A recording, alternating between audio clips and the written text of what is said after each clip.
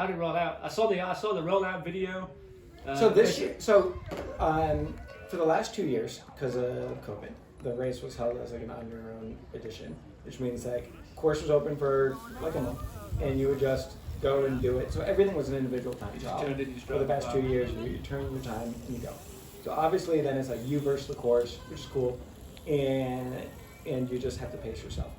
I was actually really nervous this year because this is only my second time doing an ultra bike event, and because last year was on your own, this year it was a mass start, and I had no idea what that dynamic was going to be like, and so I was nervous. I was like, you might have guys who have never done this before that are treating it like a mountain bike race and go out super fast, and I don't necessarily know who the competitors are, and so trying to figure out like,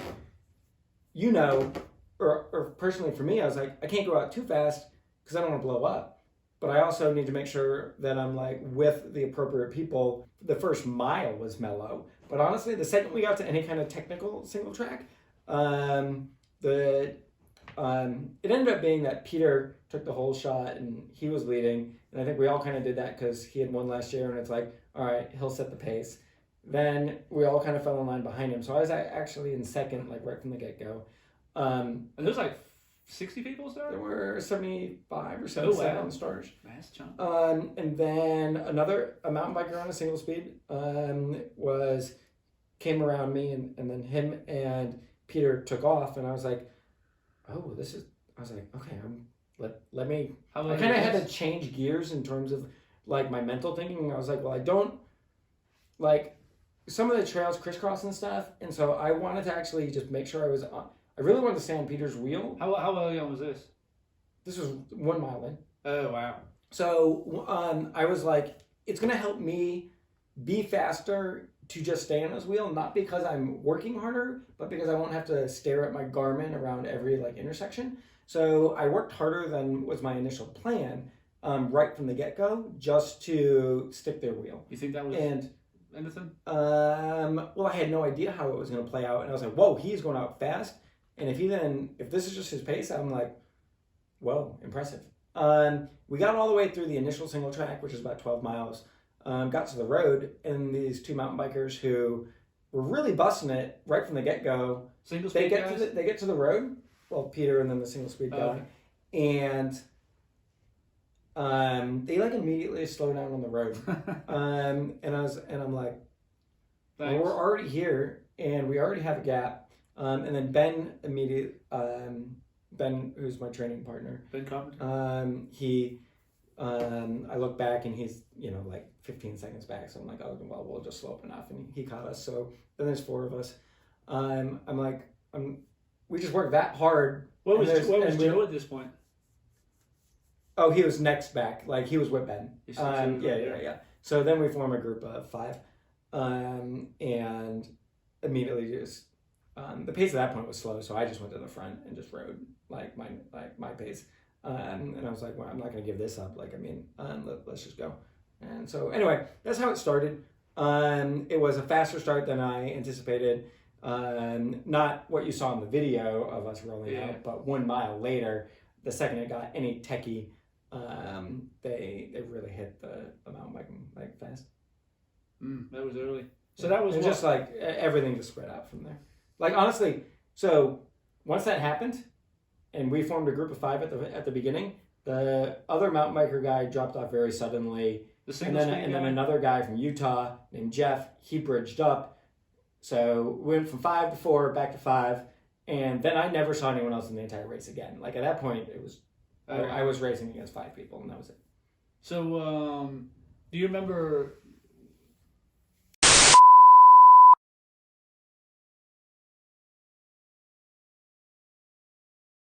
Yeah. Oh well, let me tell you about let me tell you how the race played out. Well, real quick, let me jump. We went. Well, an interesting dynamic this year is we didn't know what direction we were going to go until the morning of, Like how early? So the race starts at 9 a.m. and at 7 a.m. an email went out saying, hey, Oh! we're going clockwise and counterclockwise. So I had studied in detail the route in both directions. So it ended up being counterclockwise, which is a direction I've never ridden before. Yeah. So anyway, so we go out that way. And so Joe's in the group, Peter's in the group. That's first and second from last year. Joe has had Joe Wharton. Joe, I apologize if I mispronounced your last name. It's Wharton. He Guy's 59 years has old. had an incredible season for this winter, the Florida bikepacking season. He's won 2 events and podiumed 2 events, and then this was a 5th event that's put on by Single Track Samurai. So anyway, great season. Anyway, the way the race is playing out is we form this group. We get on the bike path. So we're going maybe 30 miles in, 40 miles in. We're a group. We're kind of working together. I think these mountain bikers have never seen a pace line before. Anyway, Was that shade? It was shade. We're going, and ultimately, we get to the point where we are getting to Crooms, and I'm just ballparking numbers here, but say that's 60 miles in. Okay. Crooms is the most difficult mountain bike section of the whole thing. Was that like the intestine part? Yeah, absolutely. Yeah. So if you look at it on the map, it just looks like it's like because last year I remember it was like it took me like it might have been over 2 hours 3.5 before the tracker pinned again. Yeah, it took me like 3.5+ hours to get through there last year, and it's where I really was suffering, and it's where I absolutely dropped off the pace. And like, even though I wasn't racing with anyone, Joe had already set his time, and I knew how long he took, and I knew that I had dropped back very substantially. So last year, 3.5 hours. What kind of mileage we're looking at in that 3.5 hours? The whole Crim section is, again, I'm ballparking because I just don't have it memorized, but around 20 miles of single track maybe. But anyway, this year what happened is we were going in. We hit the very first. There are 4 places on the course where you need to check in. You stop and you take like a selfie. Okay. We get to the first one. And there's a little bit of like lack of cohesion in the group. Some people came in super quick and then jumped back on their bike and went. And I was like, can't we just work together? But anyway, I filled up my bottles. Peter had already gone up the road and the Utah guy had gone up the road. So Ben, Joe, and I get back on our bikes. We're a few minutes behind at this point. And Ben was on a mountain bike too, right? Mm-hmm. And so the issue is going into Crooms. This is an important part for where the race actually, what plays out very importantly for the overall results happens here. We have a couple of miles of pavement before we get to the single track. And in my mind, I have the same thinking as earlier. Crooms can be navigationally difficult because the trail like comes really close to itself, crisscrosses itself, has some bypasses. So it'd be nice. And in my mind, I was like, yes. And so I know that Peter's done the course a few times, and I know that Joe's done the course a few times. So I'm like, well, if Joe's the one ahead, Peter is up ahead, I really wanted to make sure I was on his wheel. So we get to the point where we're approaching the single track, and we've closed the gap down to where we can see the guys. And maybe we're like 15, 20 seconds back, and we're about to hit the single track, and I was like, I really want to be up there. So I bridge up. And I get on their wheel, and I'm very happy about that. But Joe and Ben do not. They're a little ways back, and I just figure they're going to catch us. No big deal. I figure it's all going to condense. But we get in there. And you still got a few hours before sundown. Yeah. It's mid-afternoon. This would be at least probably 4 hours before sundown. So I guess it's on to 2 p.m. Okay. And so we get in there, and Peter's leading it. Peter has to pull off so he can take a nature break. I'm like, cool. All of a sudden, I'm in the lead. I was like, I'm going to keep on the pressure just because, like, I was flowing really well. And I was like, he'll catch at some point, and he's riding so strong that he's been gapping me in the single track. So, like, I'll take as much time as I can until he gets back, and then I'll try and follow him. Well, I'm going way better than anticipated, and so, like, I'm just hammering through the single track. And I'm feeling great. And Ben's on your wheel? No one's on my wheel. Oh. Nobody. I'm just gone off the front. Like, no idea, I just assume they're They could be 40 seconds back. They could be 2 minutes back. It's none of that is that. You know, as long as I can keep the pace and I feel good, I'm doing it. Well, I'm in the lead then all the way up until a section where it gets pretty technical. So it's like right before a section that's called the Drunken Monkey. And then Peter passes me. So again, I know from pre-riding it that I only have one super technical section that if I can like stay close enough, I can follow him. And then past that, it gets way smoother. And then I like my bike and my bike setup is more advantageous for that. So then I knew it wouldn't be a problem. So that all works great. Peter gaps me. Eventually he gets out of sight. I'm not too worried because by the time he gets out of sight, we're on the easier single track. What ends up happening though is no one else ever passes me. The whole time I'm like waiting for Joe. I just assume he's going to get on my wheel and like I'm just waiting. And I also, Ben is a very strong mountain biker. Like you slowed so up. I'm waiting for, I didn't know, I was still on the gas, but Okay. but like I don't consider myself a strong mountain biker, so I'm just waiting for these people to catch because they're both on mountain bikes and they're strong mountain bikers. Well, we get all the way through Crooms, and then I get there's an area I refill my water at a bathroom that's along the bike path, and then I pass by a gas station where I see Peter, and Peter is with Ben and Joe, and I was like, they're supposed to be behind me. Sorry, not Joe, Peter and Jeff, this guy from Utah. Yeah. And I was like, they've never passed me. What the heck is going on here? And so I go up, and they're having a discussion, and it turns out that unfortunately, Ben and Jeff had taken a wrong turn. So they missed a bunch of the single track and ended up ahead of Peter. Ooh. And then Peter caught them. And so they were having a debate around whether or not to go back. But essentially, they needed to, by the rules of bike pack racing, self-disqualify themselves. That's a wrap. And so they were done. Okay. So at this point, Peter and I, we get back. I don't stop, but they like when I pass the gas station, they jump back on. See, I thought Ben had gone out early and blown up. So ultimately, what happened is we talked to him and we're like, "You guys are now disqualified. It's totally up to you guys to self-report, but we don't want you to affect the front of the race. We shouldn't draft off of you at this point.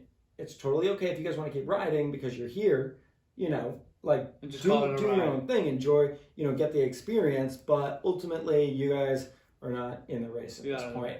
So Peter and I are riding. They're kind of riding behind us so that we can just do our thing. We've still not seen Joe. And so that's why I say that the mountain bike section, like, and how that played out really, really changed the dynamics of this race because of the navigation mistakes that were happening. Those two riders were riding super strong. Like the Utah guy was making monster pulls all the way on the bike path and through some of the gravel and was looking super strong. Ben had been pulling a bunch too, and like he actually just looked super collected and calm. Like he looked like he hadn't even put in any work yet. And so I that was super disappointing for him to. They both looked super strong and to not like be able to to disqualify. It is unfortunate, in my opinion, that right before the race started, there were some very quick rider notes, and one of the rider notes was that we were skipping the section called the Drunken Monkey, so there's a bypass around it, and after Crooms, it's in the middle of Crooms, oh. and so I think that's where some of this problem comes in. Ben was trying to follow his GPX line, but didn't know like what to skip, and unfortunately, I don't know when or why that decision was made. There was another bike race going on in Crooms, and so I assume that it could have been related to that. It could have just been because it had been raining and they didn't want to damage the trails. It could have been that we added on some other harder sections and maybe he was trying to keep the course to 360. I don't know. But it did suck that the GPX file wasn't updated to be exactly correct, and you needed to. I think it favored the people who knew the course and knew what the Drunken Monkey meant. I assume the guy from Utah had no idea what the Drunken.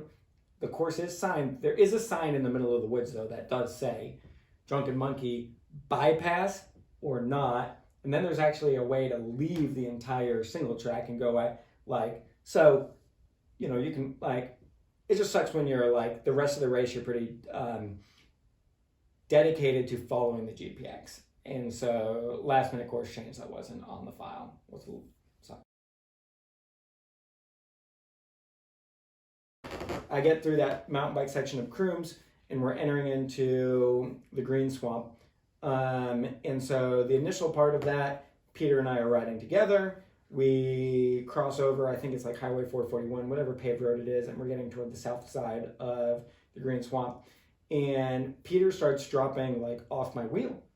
And I had no idea what's going on. I didn't know if he was suffering or tired or just fueling or dealing with whatever. Just a tactical move. But all of a sudden I look back and there's a little bit of a gap. I don't know what it is, but I'm felt good. I felt good, so I was let's just notch it up a little bit. And so I did, so I notched it up, and man, I'm just flying. I really am feeling great. Where the exertion is not hard, you know, one of those days where the pedals are just turning over, and it feels like no chain, and you're just motoring. So at this point is right when it's dusk, and so it gets dark. There's a point where I have to hop a fence. While I'm doing that, I never even see lights behind me anymore. I'm actually beginning to be oh my God. Still on course? Yep. Last year, when I watched Peter's ride, it was one of the most impressive things I had seen. When I watched his time and his lack of stop time and how fast he went, I was this guy, his fitness is amazing and his level of execution is amazing. And I considered him to be untouchable and invincible pre the event. So when all of a sudden I was at least a couple minutes up because I couldn't see him anymore, I was very shocked and I was happy and I was oh, things are great. Yeah. So I was all right, I'm going. In no way in my mind did I ever think that I wanted to go and think that I could try to break the race apart, maybe whatever this was, 100 miles in, 110 miles in. But you're there and it's happening and you feel good, so you have to take advantage. So you have to do what you can do. So I pushed all the way through the Green Swamp, and they had a light route, and so we would occasionally pass other riders. And so man, I was booking by people. It was great. It felt great. It was getting dark and I'm just absolutely motoring. How you guys doing? I get all the way through the Green Swamp, and as I'm getting near the end, where I was planning to stop to refill some water at a particular bathroom stop, I start seeing a light behind me flicker. Out of nowhere. And I was you've got to be kidding me. I was oh, that's got to be Peter. And I'm so anyway, I stopped to get my water refilled per my plan of execution, and about 40 seconds later, Peter is there, and he's refilling his water. How'd he look? Fresh as a daisy. He looked great. Man. And I was oh, all right. And so I really did know at that point. I was he's gonna be hard to shake. Probably not gonna be difficult. Yeah.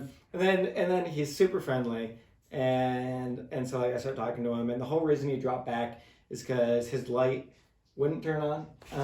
It went into some sort of I don't know, travel mode or safe mode or something, and he was dealing with that. He was pretty complimentary though. He was oh, I didn't think I would actually catch you. I wasn't sure. But anyway, once he got with me,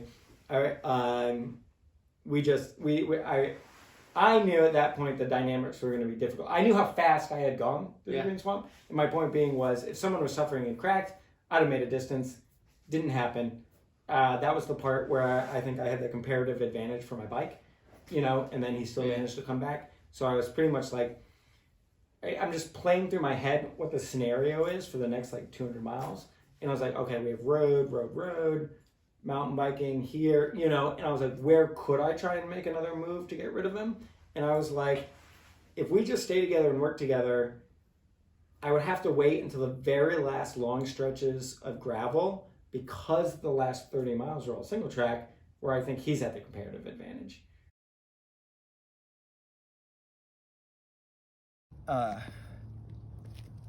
I went out it went out way faster than I anticipated. I was either second or third wheel. By the time we got to the road for the very first time, that we were already in a group of just 4 people, and then another guy bridged up. So we kind of get out of there fast.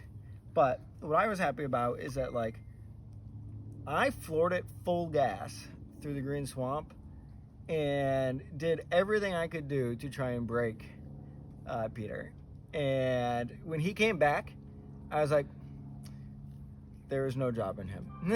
I was like, this does not bode well for me, because honestly, I was like, no matter what, we can just ride together and work together the entire time, and he's going to drop me on the single track. But anyway, my point being is, it becomes a 2-man race. And not that I was resigned to second.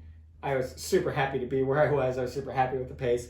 And so we just kept it on. And so we pretty much, we were working together. It was nighttime at this point. It was pretty easy. We just kept on. We just kept on the pace. Stopped at our next selfie stop, which is a brewery in Claremont. Did that. Headed out where we go around Lake Apaca. We rode that all together. There's a really hilly section that I think is hilarious that they call the Pyrenees of Florida, which is actually right before Lake Apaca. We rode that together while it was pouring rain. Anyway, so we just rode together. It was great. Water crossing. We ultimately get to where the water crossing is, and it was right before that where there's some single track where that's where we got gapped. So Peter went off ahead. I could not keep his wheel. I was having trouble with the light. I was trying to keep his rear blinking light ahead, but I just lost it. He was riding smooth on the single track. And while I assume it wasn't much of a gap because it's not like I stopped or whatever, but it kept growing a bit. We get to the water crossing. As I get there, he's already across. I don't see the light, so I'm there. I've never done it from this particular side, so it's a little harder in this direction to see where you need to go. When you do it in the other direction, there's a destination, there's a bank, and it's pretty clear there's a trail. I'm crossing a river. It was about waist deep, a little bit higher than waist deep. It was about 40 degrees, so you're a little bit I'm about to get wet. But ultimately, I don't hesitate. I jump off the bike because I think it's just better to just go. Yeah. I jump off the bike. I just wade right into the water, go at a 45-degree angle, get across, kind of look around. I'm like, oh, this isn't exactly how I remember it, but I just follow the GPS track. Then it gets to be a little bit more clear of a trail. I was like, oh, great. Okay, cool. Boom. And then you get through the woods and you get to an actual dirt road.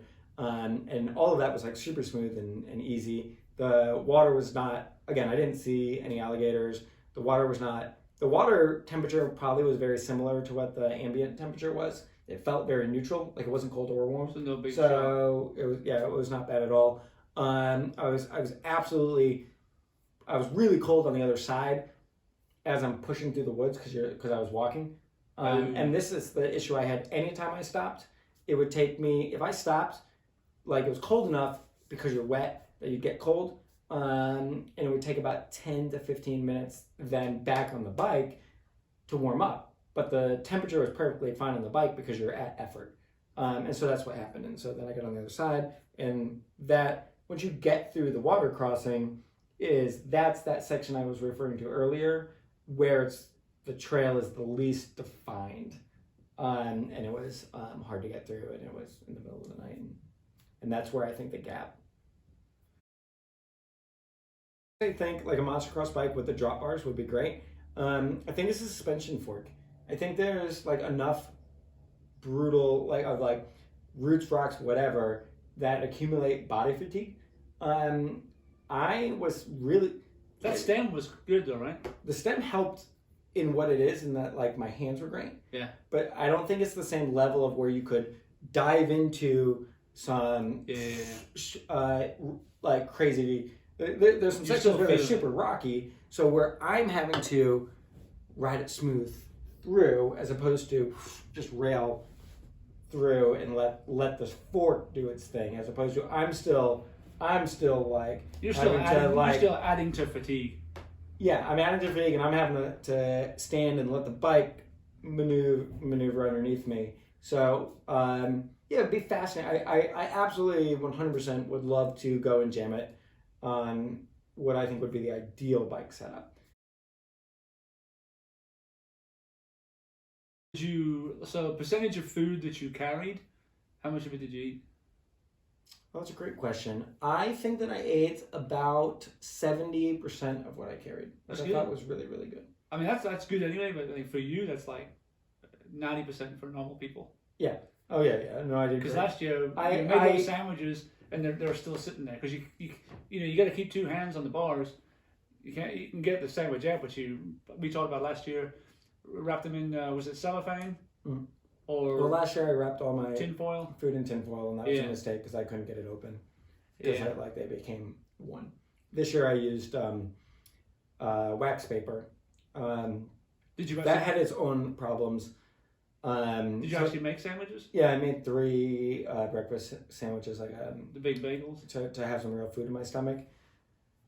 That's the one part that didn't work. The wax paper actually just came apart, and they all fell off, and they all like just fell apart in my pocket.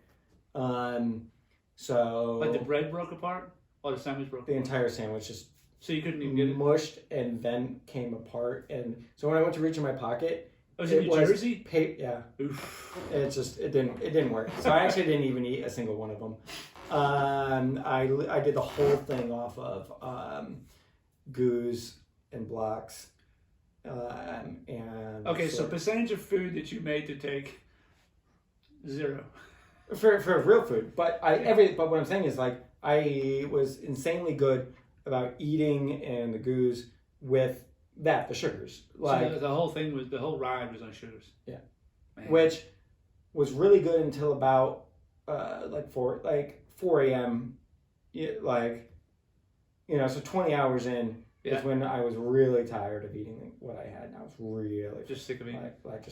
It didn't taste good. I was like eating it to eat, and it was a little rough. So anyway, I fueled great. I think that was like an advantage over last year. Again, like I said, I was 5.5 hours faster when I felt like I rode good the year before. So,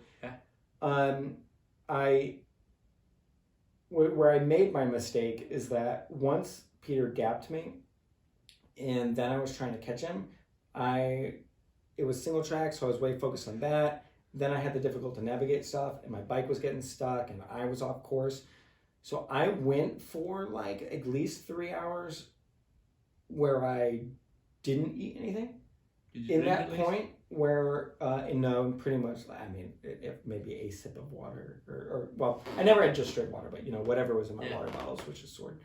And so like between that like 3:30 and like 7 a.m., I went into a big like calorie deficit right there.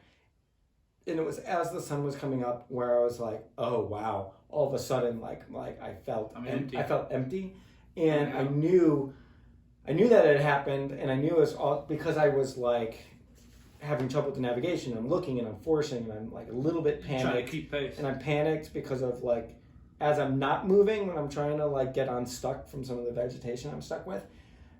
I think for a lot of other people that might have like ruined them. I was good enough to like once I hit some pavement again, I crammed like 2 of these goo things I had. I don't remember the calories, but they're like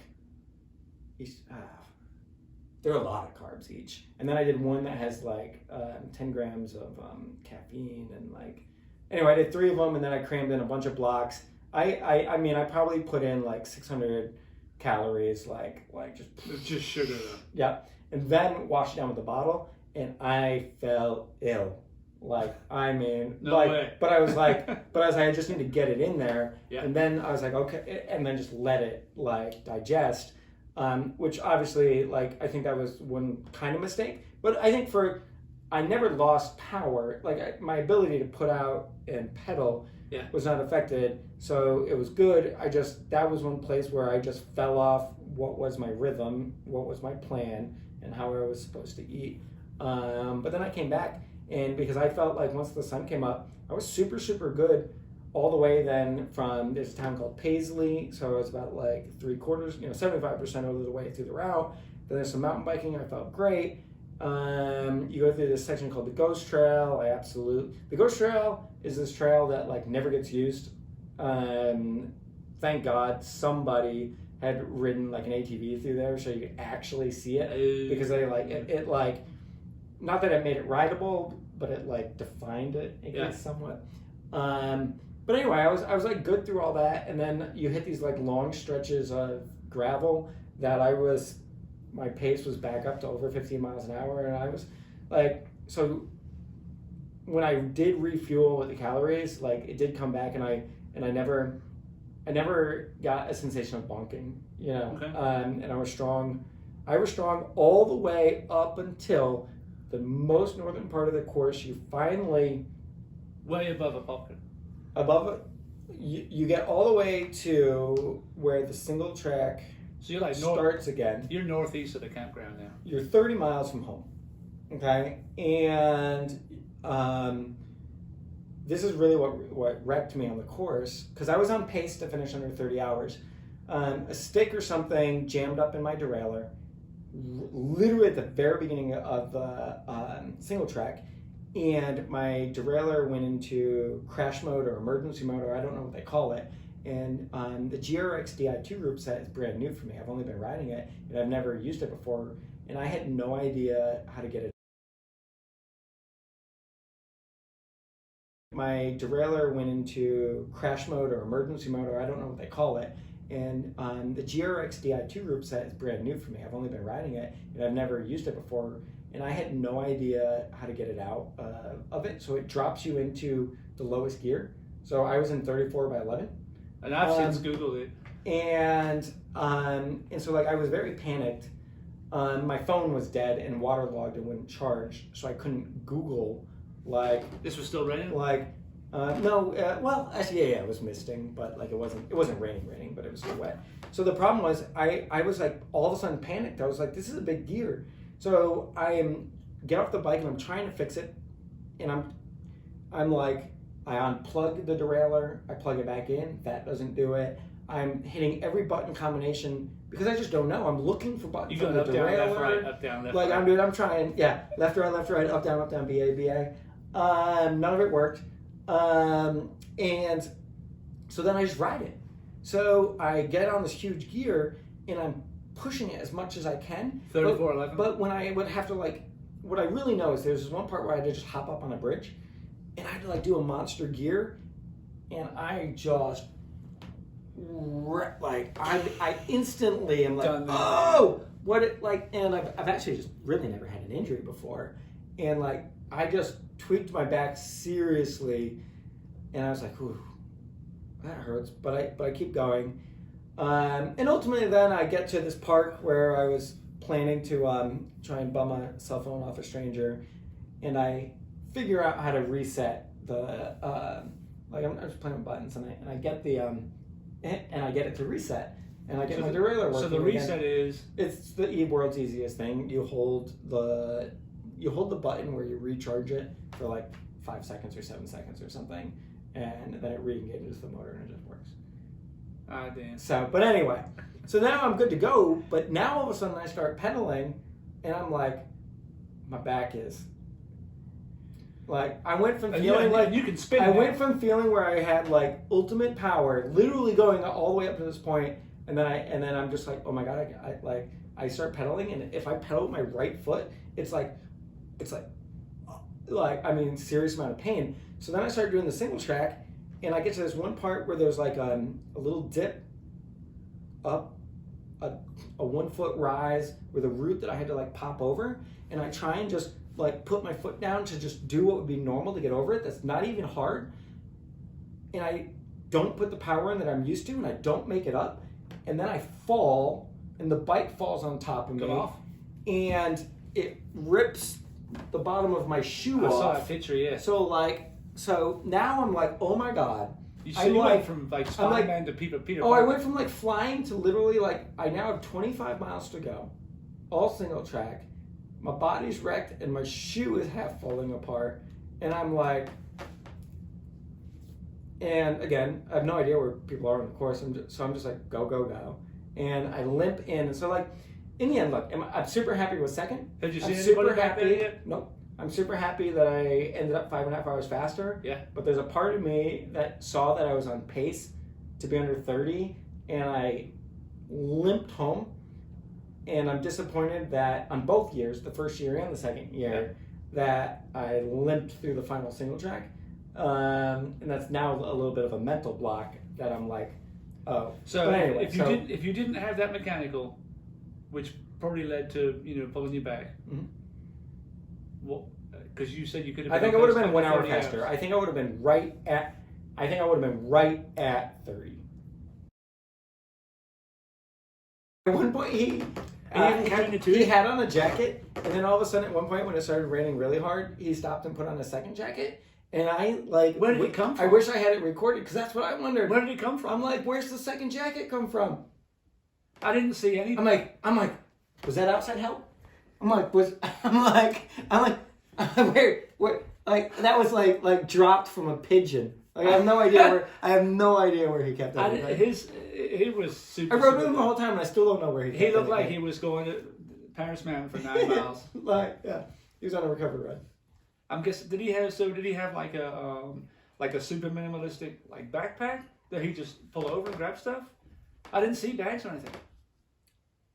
He had in the picture that I saw. Maybe he had something. He had like a tiny little top bag. I think one feed bag. I didn't get to see his setup on the bikepacking article. Rigs of Huracan. Him and Ben were running the lightest. Okay. Him and Ben were just like nothing, and it's good for them. I wish I could do that.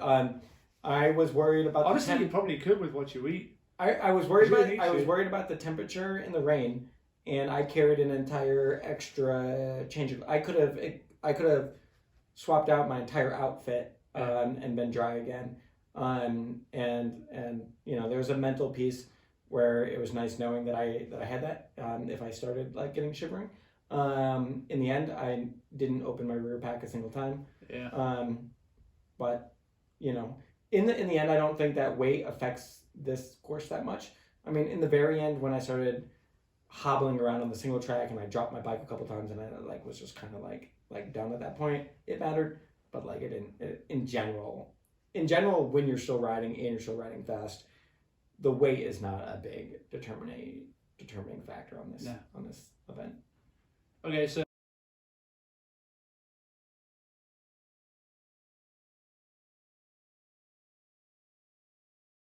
Any of the times where I got like slightly off course this year were way more normal, where it's like, oh, you take a wrong turn and you realize it within 5 or 10 seconds. It was like right there. You know what I'm saying? So you're like, oh, da-da-da, and you get off. In that same section I was just talking about, where you're kind of following the GPS line, but you can't actually see the trail. In that same section, I don't know, it's 2 or 3 miles. It eventually leads its way from a field more into a woods, into this like swamp. That swampy area, I could not figure out what the trail was. So what I think happened is the trail weaves its way in, and I think that I was following the GPX line 10 or 15 feet to the left. Okay. And so I wouldn't call that necessarily lost, but what was happening is, again, same light issue, but I just I was ramming my bike through like vegetation that was just like, and I was like, I know that I've done this in the daytime where I can it's never easy navigation, but I'm like, the fact that I'm like having to wishing I had a machete, I was like, I know I'm off, but I'm also just following the GPS line to be like, well, I'm close enough. I just need to get through here. And I know that once I bust through that I eventually get to a dirt road. And so and this is right when I lost Peter, who won the race, when I had lost his wheel in the single track leading into this area about 40 minutes earlier, maybe. Yeah. And so, I'm trying to be as fast, as efficient as possible in the hopes that maybe I can close back the gap. I don't know how much trouble he's having through this section. So that was the first time where navigationally, nothing like getting lost. Like the previous year, I like absolutely took a wrong turn, went way, way, way out of the way.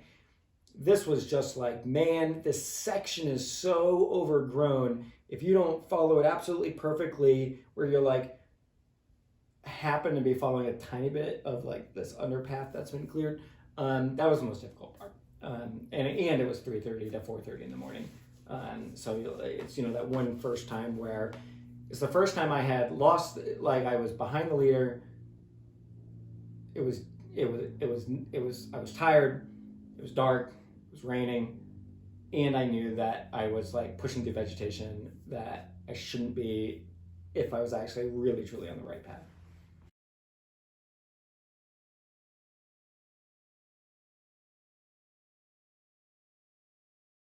Definitely not, no.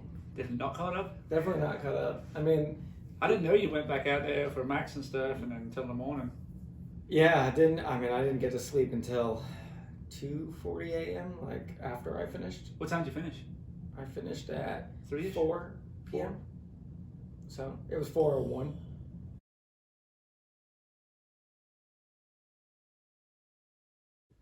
I guess you didn't see Max at any point during your race. I never saw Max while I was still riding. Man, that was awesome to see him. The whole time so ultimately it becomes a race between me and Peter, and while we're riding, Peter's super friendly and we're like talking, and I was like, man, I really wish I could check track leaders right now, not so I could see like what our lead is. I go, but we came here with 3 people from my town, one of them being the youngest guy in the race, and I just really want to know how he's doing. Yeah. And so that was in the back of my mind. Like the whole time I was riding, I was like, man, how's he doing? And so one of the first things when I finished, is I asked Carlo, I was like, how's he doing? And he's like, oh man, he's still in there. He's a little ways back. He was 110 miles. He was 110. But it was. But anyway, I never got to see him, but he was there and he finished. Max Abner was out there, and knowing how hard the event was, like the first time I did it, and he's much younger, I really wanted to go out and try to support.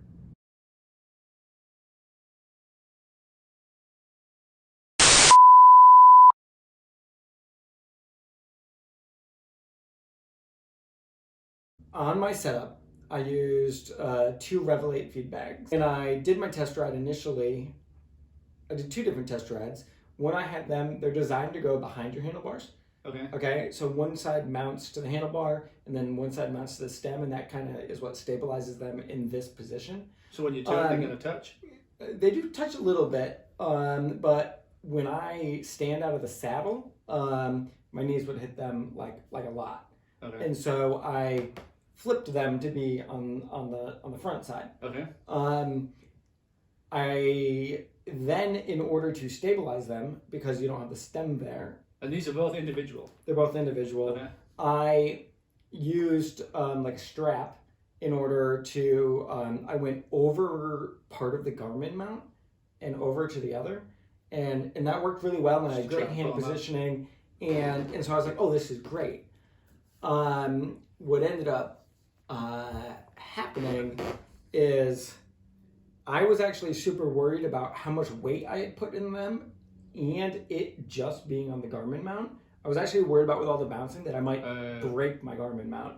So I then actually, this is all actually like in my very last test ride. So I added actually a second Garmin mount. So you can't really see it on it. I actually took a Garmin mount and I put it like just underneath, just for the support and the strap. But I never tested that out. What ended up really happening is that the bags moved just enough and they hit my dynamo light, and it kept pushing my dynamo light like left and right. Like, so all of my light left and right like this, or like it would pivot it off to the side. And so that was a no-go, because like once it got dark, like I couldn't have the light just like not be straight in front of me. So I reached down, I untied the strap that I had stabilizing it and causing them to sort of just free flow, which like still was comfortable, still worked, but I had various items stuffed in the outside pockets that then on the downside became a problem. Just I ended up losing, like I had some tools and I lost like my Allen wrench set and my Aleve, which I was very sad. So anyway, I do not think that the front end of my system is dialed. Okay. It was a huge improvement from last year, but it is not finalized. I think that all of the modifications that I did to the bike were advantageous and helped me in taking off a bunch of time this year. Yeah. So I added a redshift suspension stem, which I think is like 20 millimeters of travel. I added extra handlebar ergonomic grips, so it like makes them kind of flat top on the top. And I added a suspension seat post, and then the 48 millimeter tires. So when I finished racing last year, in the last like 12 miles of single track, I could barely hold the handlebars, and I could barely sit on the seat, and so I looked pathetic. Just hammered and numb. And so this year, actually, I had minimal hand issues. I wouldn't say they were like, fresh I as noticed daisy, a couple of clips you had one glove off. but I literally I had none of the numbness, none of the hand issues. So I think that the setup was way, way better. The glove was just simply because I had to, at one point, I needed to use the phone and I couldn't get the touchscreen to work, so I had to take off a glove, but then I was like right back on the pace and I could never get my hand back into the glove. So just and so I didn't want to stop because I knew I only had a little bit of time left. Man. And Michael Jackson. And then what? Just want to be like Michael Jackson. Yeah.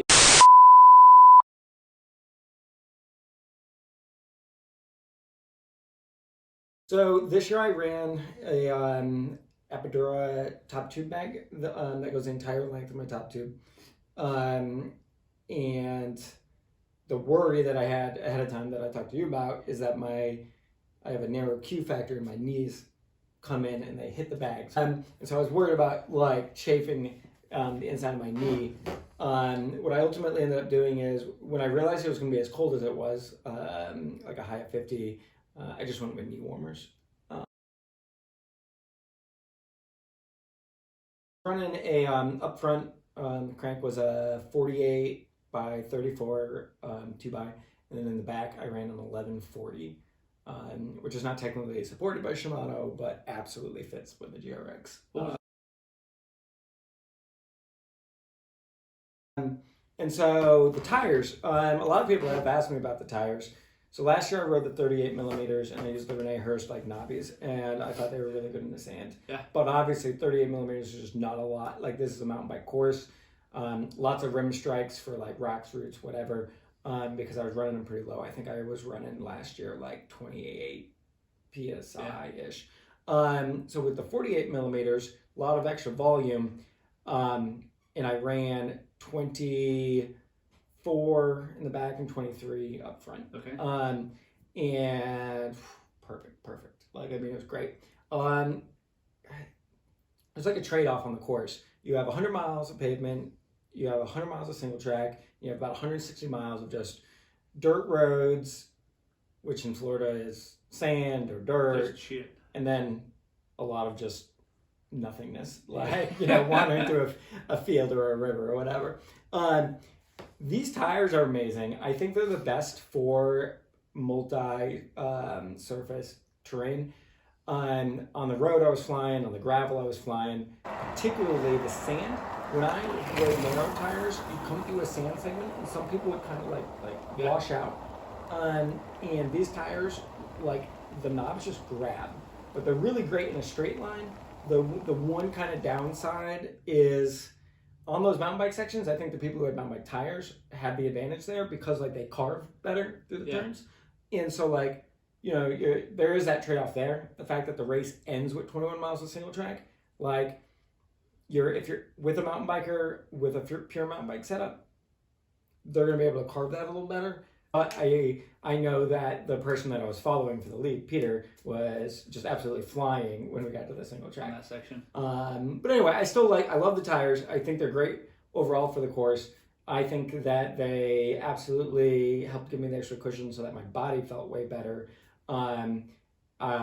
It just comes down to one of those strategic decisions where you're like, you could run a mountain bike, and if you're super strong, you pay a higher cost throughout the whole race with a higher energy expenditure, just so that you can make the better move on. In my opinion, Peter was always like, well, if I ended up coming into the final single track with Peter, I knew I was going to be, it was going to be very difficult to beat the bike, whatever choice. But overall, for me, I think that the bike choice, the bike tires, whatever, were a huge part of cutting my time from last year, 36 and a half hours to 31 hours this year. That's 5.5 hours gain. And a lot of that had to do with equipment choice. I actually felt like I had better fitness last year. So,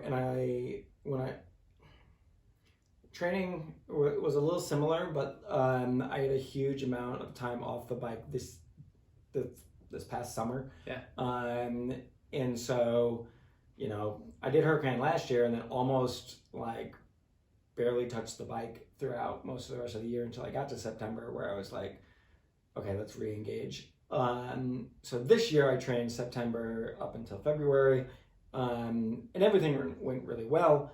But actually, I truly, even though I felt like the depth of fitness was better last year, I had some of the particular training rides. If you use Caesar's Head as a base for timing comparison, I did some efforts at 32 and a half minutes last year, and I think my best this year so far has been 33 and a half minutes slower. Whatever that means, I just going into this year, I was in the same ballpark, a few percentage points off. I thought I was ready. I thought I was 1 or 2 percentage points back from last year. I feel like the bike was pretty well dialed and set up. That was a lot of my takeaways from year one. Immediately what I would do, obviously the feedbacks weren't perfect, so I have an idea around how to use maybe an extra bar in the front. I think they have something called a Fred bar or something, I don't know, but I would possibly do something where I would just a little bar that I might hang off the front, and the bags would sit up against it so they couldn't swing back. My light situation was not perfect. When I moved the bags to the front, they originally blocked how I had my lights, so I had to a day beforehand custom make a mount, and that mount is what allowed it to shift left and right, and it wasn't perfect. So I need to design a mount that sits far enough front that the light's out here, the bags don't interfere, and then I need to get the bags secured. I can figure that out. I did not run. I had a second light with me in my bag, but it was not easily accessible. At nighttime when I got to single track, it would have been really nice to have a helmet mounted light. Largely, I got to a section, in the single track, so as you're turning and you're looking with your head, you can get the light. Yeah. But even more important, there's a section where you go, and I got to it at 3:30 in the morning, where there's a trail that you can't see at all. You literally can't see it. It looks like you're going through a field and there's plants. There's grass that's as tall as you are. Okay. So you think you're just literally going through nothing. So you're in Land of Giants. Yeah. Massive but there is this tiny little trail there, and I've ridden it in the daytime, so I knew enough that if you're riding it kind of just the plants part their way as you go. So the problem is in the middle of the night is if all of a sudden you hit one little rock and you bump off the course. It's hard packed though. 5 or 10 seconds. It's nothing. I'd have to show you a picture. It looks like a field with plants everywhere. I think I saw a daytime picture on the pre-ride. Yeah. All of a sudden I wandered off that little tiny path, and the vegetation's so dense that it became difficult to even just get off my bike and push the bike. Yeah. So the issue and why the light would matter is my bike is kind of stuck, but my light's on the mount, and I needed to be able to look back to where I was going to pull the bike and get back on. But as I'm looking back over here, it's pitch black. So I mean, that was just that was one controllable piece of execution that I should have had that light mount. I didn't think it was necessary, and that's why I didn't ahead of time like mount it. I just really didn't think I needed one, and now I realize the benefit. Is the answer. And then the gloves, were they the same gloves as last year? Yeah, I rode super thin gloves again, and this was because I have thicker gloves, but they're not full finger. And so at the last minute with the temperature and the rain, I thought it was more important to have the full finger, because I'm just super comfortable with them. I rode actually with latex gloves. Okay. Underneath, and then my regular thin full finger gloves, and I ditched the giant padding, hoping that the padding on the handlebars and the extra grips and the suspension would be enough. But I like those gloves in the rain. Gloves. I like them because the feel is good. Like I can tell where I am on the shifter, and they grip, and and they're good. So. Any plans to? I know that you've been against it the whole time that I've known you. Any plans to wear sunglasses soon? It's funny. I hate sunglasses. I've never found a pair that I like, and I never ride with them. Both years that I've done Huracan, it's rained for at least half the time. I brought sunglasses with me during this event because I was worried about getting in a group and the spray from the ground and the sand getting up in my eyes. You brought clear glasses? I brought clear glasses in my rear pocket, and I didn't touch them a single time. One other last comment is last year when we did this, when we got done, you wanted to do a 500-mile ride. Yeah. So I don't really tell you this ahead of time, but I had mapped out, and my entire plan was to finish and then continue on. Yeah, you told me that. To 500 miles. Oh, okay. And I was like, man, I had an entire other route where I was going to continue on and do 500 miles. I was so wrecked when I was done. You had mentioned back when I thought, so before I was going to that wedding, I was contemplating coming down there again, and you were like, well let me so hear me out. Let me do the race, and then let's just spend a week and we'll do it in reverse straight away. I'm like, even I got caught up in that bullshit. I'm like, dude. I text Carla. I was like, so is he still going to go for like a single distance PR? And Carla was like, I don't know. The entire time I rode, I was thinking about it. Yeah. Up until my back, and then if that race had been 5 more miles, I'm not sure I could have done 5 more miles with how I was feeling. If you still had to leave on board. And what was that? You think if you were able to pop a leave when the back went out? It was not that. I certainly pulled something. It was done. There was no ability. Like my right foot. I was so gingerly pedaling. When you told me, I thought about it because I've done that and I've been there, and I just when I text you, I've never pulled a muscle. I have never broken a bone, dude. Welcome to the world. I experienced this ache. That was new for me, and I was like, what is happening? And so that was interesting.